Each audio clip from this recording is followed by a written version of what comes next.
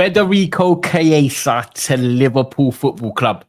Is it something that's just written in the stars?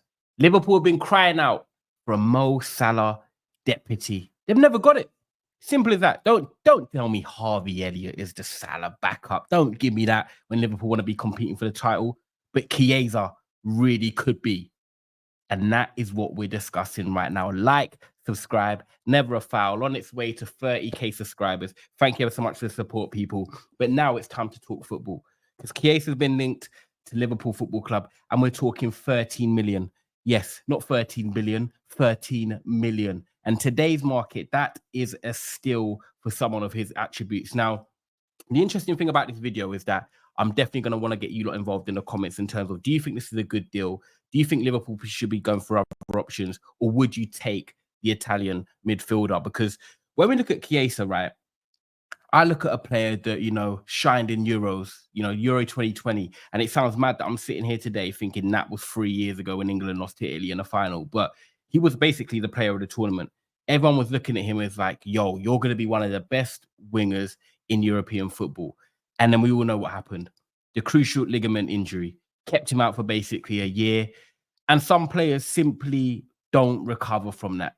And you can understand that everyone goes through situations, mental health, depression, don't come back the same, different manager situations. Other players get signed, and then you find yourself down a pecking order. And evidently, this is what's happened at Juventus Football Club. Juventus have got a new manager in Thiago Motta. He's come in. He's won their first 2 games. They've scored 6, conceded 0, 6 points out of 6. And the Juventus fans are happy. They're looking at seeing these youngsters come into the team. They're seeing a different type of football to Allegri ball. And they're thinking, do you know what? We can move in a different direction. But a big summer news before that was Chiesa's been frozen out. Thiago Motta does not want him. He's not even training with the first team. Now, when you look at that Juventus team, we're not talking about a Juventus team in 2002 when they had Del Piero and all the classic man them. No, we're talking about a Juventus team now that have got players in their team that people down the street couldn't even name. And it is simple as that. But that is not the Juventus that we grew up on with, even the rock-solid centre-backs. And when you look at Chiesa and that sort of team, you're thinking he should be one of the main players with Dusan Vlahovic, with Kenan Yildiz from Turkey. But no, he's been frozen out. And that has opened up the door for Liverpool Football Club.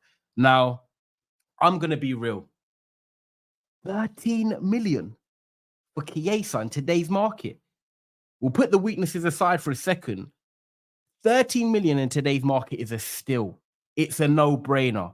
It's something Liverpool have to get done. Now, you can disagree with me in the comments. This is what football is about, opinions. But if you're telling me Liverpool could go out and get Federico Chiesa for 13 million and have him as a rotation or backup to Mo Salah, who evidently normally stays fit for 90% of the footballing season, will be used in the big games, it's an absolute no-brainer for Liverpool to have them, because you've got Luis Diaz, Cody Gakpo that can play on the left, and sometimes Jota. Up top, you've got Jota leading the line at the moment. You've got Darwin Núñez, who's sniffing around like a rat on cheese for a place in that starting 11, but at the moment can't get in there. And then you look at Mo Salah. He's had the right-hand side locked down for 5, 6, 7 years now, but he's never had that competition. I'm not even going to say competition. A bit like Arsenal and Bukayo Saka. You go from Saka to a Reece Nelson, a Saka to a Leandro Trossard who doesn't like playing on the right. You go from Salah to a Harvey Elliott, who has done his thing off the bench. I get it last season. But really, if you want to be challenging Arsenal and City for the title, if you're telling me that, okay, Liverpool have got Fulham at home and Salah's going to be rotated because they've got a big Champions League game midweek, you're not looking at that Liverpool team and seeing Chiesa and thinking, oh my God, or we might lose because we've got Chiesa on the pitch. No, you're thinking, do you know what? Go out there on the pitch. Take your opportunity. Do your thing. Because Chiesa on his day has got big moments in him. He can score goals. He works hard. And I think Liverpool fans would love that as well. Liverpool love a player that, goes on the pitch and not just only scores and contributes, but actually works hard, gets the fans going, makes a big tackle if needed, runs back, makes a defensive interception.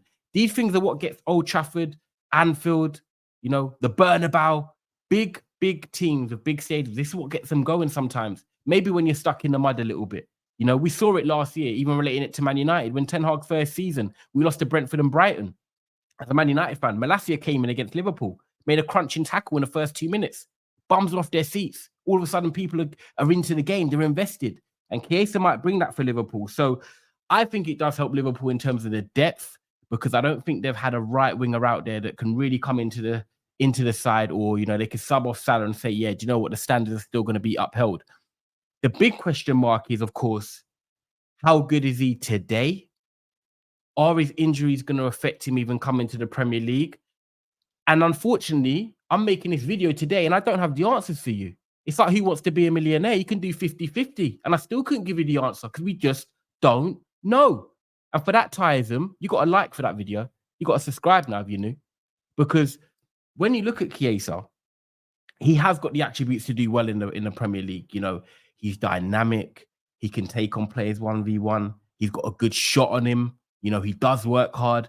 He's got everything you'd kind of look for in a player. But it's like, are we going to sit here and always compare Chiesa to what he was in the 2021 Euros, which obviously was the 2020 Euros? Are we always going to sit there and compare him and say, oh, he's not the same player now? Have we got to kind of accept that, okay, he's not going to be that player he was when he was like 22, 23, but he's still going to be very useful and he's still got the technical ability to have an impact at Liverpool for 13 million. Let me make that clear, 13 million. So are Liverpool fans that are watching this video right now going to be like, yeah, do you know what? I'm happy to take the risk. For me, it's a low risk, potential high reward signing. If you were saying to me 47 million, for example, or, you know, 50 million, I'm like, I'd look elsewhere, like an Mbeumo for Brentford, because, you know, he's more proven. He's got the Premier League experience and he's going to stay fit. When you're talking about 13 million, I'm sorry, we've seen far worse players go for more. And let's not hide that. In today's market, we've seen far worse players go for more. Juventus want to get rid. He wants to come to Liverpool. He's attracted by the Premier League project. And it fits because Liverpool have needed a right winger for a while that can help Salah, or, you know, be a backup to Salah. The injury concerns I look at now with him last year. Let's dive into it a bit deeper. So the 23-24 season, missed 10 days, and that was in January. He had a knee problem in early January, which missed 6 days. In December, he had a 5-day injury. October, 17-day injury. And in September, a 7-day injury. So in total, games he's missed was around 11 games last season. The people, I think, pin that big injury that he had in the 21-22 season to now accumulating it, saying, oh, he's injury prone. Like, he gets little niggles, you know, unknown injury, knee problems, unknown injury, muscular problems, but nothing that's kept him out in the last 2 seasons, which was a huge amount of time. And when I say a huge amount of time, I'm talking 6 weeks or longer, because I think then he can miss a substantial amount of games. Now, you know, last year, he was back. He was playing for Italy in the Euros.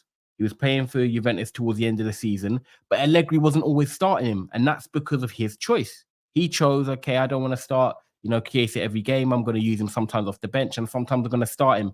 Maybe because he was cautious about getting him injured again, or maybe he just doesn't believe that he's maybe come back and been the same player. But that's in the past now. Allegri's in the past. Thiago Motta's now at Juventus, and he's decided he doesn't want him.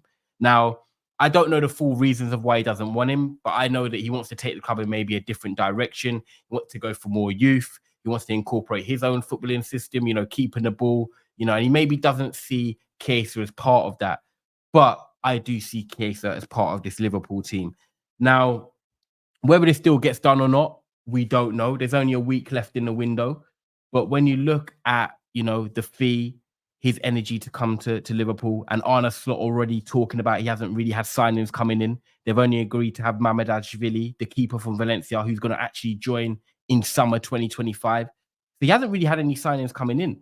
So I think this one could just give them a little bit of a boost. It gives them another option in attack. And like I said, it's low risk, potential high reward. And that's how I'm going to look at this signing if Liverpool get it done. Now, let me know in the comments if you agree with my thoughts on it. I think it does give Liverpool another option. Liverpool have got aspirations to go for the league and the Champions League, and he's an experienced footballer. If you don't want him, let me know in the comments who you would prefer Liverpool to go out and look at and sign. Put the fee in as well, because we've got to be realistic. But also make sure you do like this video, do subscribe, And I hope you've enjoyed this short content. There's going to be plenty more throughout the season. Make sure you are supporting the channel. Love every time. And we'll catch you for the next one.